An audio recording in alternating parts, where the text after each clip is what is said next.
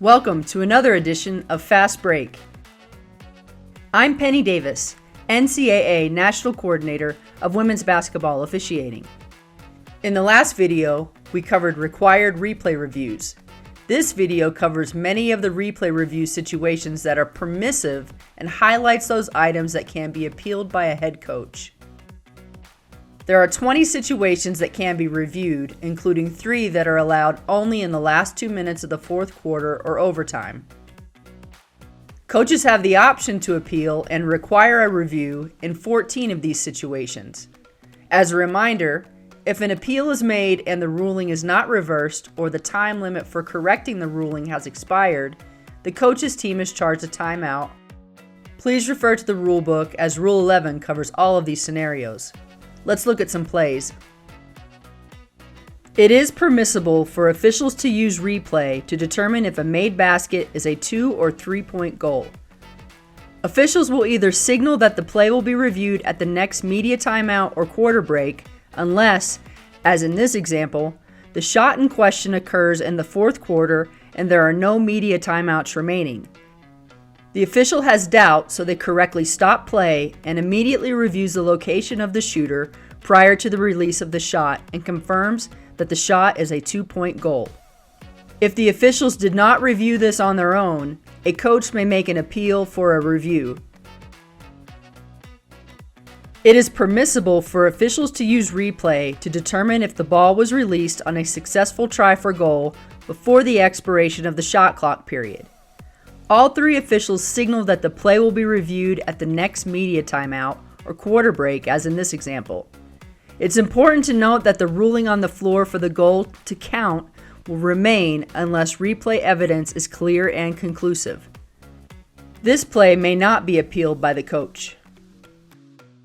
It is permissible for officials to use replay to determine, following the ruling of a contact foul by the officials, whether an intentional or contact disqualifying foul occurred.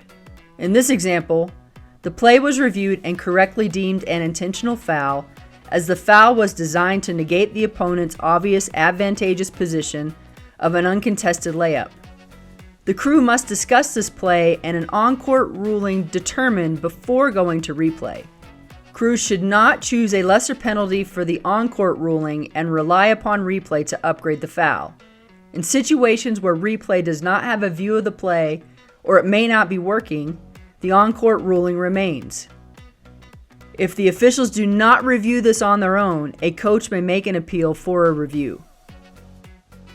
The final 3 plays involve reviews that officiating crews can only initiate in the last 2 minutes of the fourth quarter or overtime. 2 of these plays can be appealed by the coach at any time during the game.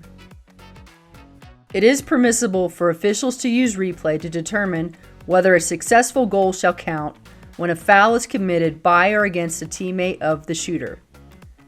Officials may only review this play on their own in the last 2 minutes of the fourth quarter or overtime. However, coaches may appeal this play at any time during the game. In this example, a foul is called on the defensive player in the post for pulling down her opponent.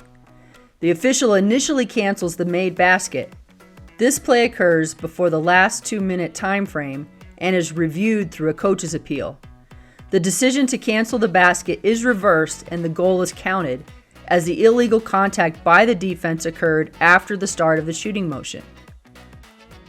It is permissible for officials to use replay to determine the location of the players involved in a restricted area or lower defensive box play.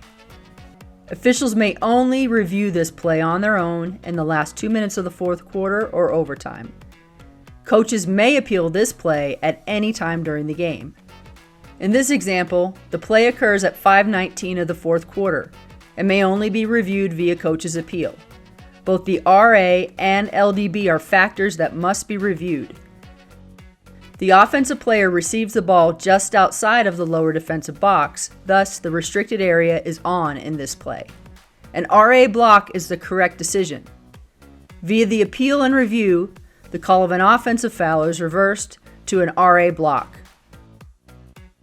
It is permissible for officials to use replay to determine which team caused the ball to be out of bounds, provided a ruling of an out-of-bounds violation was made by the officials.